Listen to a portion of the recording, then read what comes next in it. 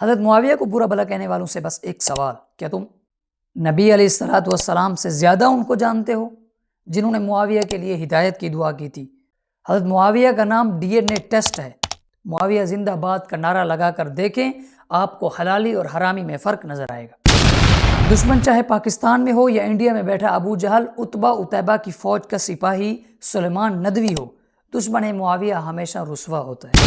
فرعون، حامان، قارون، شداد اور نمرود جیسے بدبختوں کے پیروکار ہی ہمیشہ حضرت معاویہ بن ابی سفیان پر طعن و تشنیع کرتے ہیں۔ حضرت معاویہ نے خلافت کے بعد امت کو فتنے کی آگ سے بچایا اور صلح حسن کے ذریعے خون خرابہ روک کر تاریخ کا ایک عظیم باب لکھا۔ وہ پہلے شخص تھے جنہوں نے اسلام کے لیے بحری فوج بنائی۔ ان کے زمانے میں اسلام کا پرچم قبرص، قسطنطنیہ اور بحیرہ روم تک لہرایا گیا۔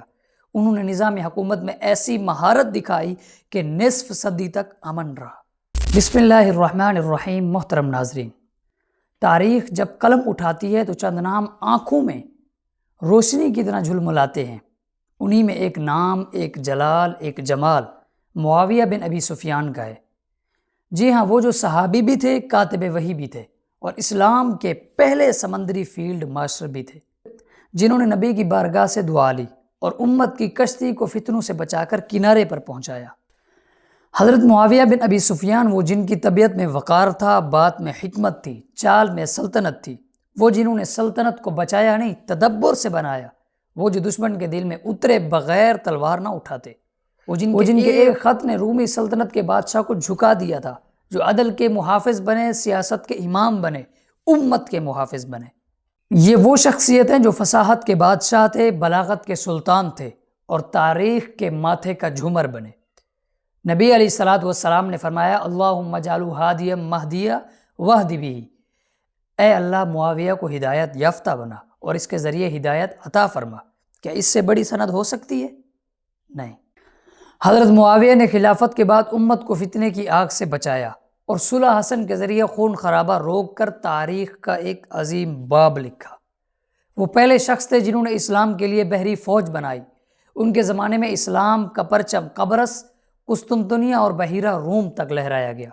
انہوں نے نظام حکومت میں ایسی مہارت دکھائی کہ نصف صدی تک امن رہا۔ ان کے دور میں سڑکیں محفوظ، عدالتیں قائم، تجارت رواں اور دشمن خاموش تھا۔ تاریخ آج بھی ان کی سیاسی بصیرت، ادبی مہارت اور فوجی حکمت پر رشک کرتی ہے۔ حضرت معاویہ جب بولتے تو لگتا موتی برس رہے ہیں۔ ان کی زبان سے جو جملے نکلتے تھے وہ دلوں کو تسخیر کر لیتے تھے۔ حضرت عمر فرمایا کرتے تھے کہ معاویہ عرب کا کسریٰ ہے، یعنی بادشاہوں کا بادشاہ ہے۔ معاویہ وہ نام ہے جو آج بھی دین، دانش اور دل کا سلطان ہے۔ معاویہ بن ابی سفیان وہ ہیں جنہوں نے دین کو بکھرنے نہیں دیا، امت کو ٹوٹنے نہیں دیا۔ وہ جو امت کے سینے میں محفوظ ایک چمکتا ستارہ ہیں۔ حضرت معاویہ کو برا بھلا کہنے والوں سے بس ایک سوال، کیا تم نبی علیہ الصلوۃ والسلام سے زیادہ ان کو جانتے ہو جنہوں نے معاویہ کے لیے ہدایت کی دعا کی تھی اور فرمایا کہ معاویہ کو ہدایت دے اور اسے ہدایت یافتہ بنا اور اس کے ذریعے ہدایت پھیلا۔ حضرت معاویہ کا نام ڈی این اے ٹیسٹ ہے۔ معاویہ زندہ باد کا نعرہ لگا کر دیکھیں، آپ کو حلالی اور حرامی میں فرق نظر آئے گا۔ اس وقت دعوت اسلامی نے حضرت معاویہ کے نام کو روشن کرنے کے لیے بہت اچھی تاریخ چلائی ہے۔ آپ دشمن کی چیخیں دور دور تک سن سکتے ہیں۔ دشمن چاہے پاکستان میں ہو یا انڈیا میں بیٹھا ابو جہل، اتبا اتیبہ کی فوج کا سپاہی سلیمان ندوی ہو، دشمن معاویہ ہمیشہ رسوا ہوتا ہے۔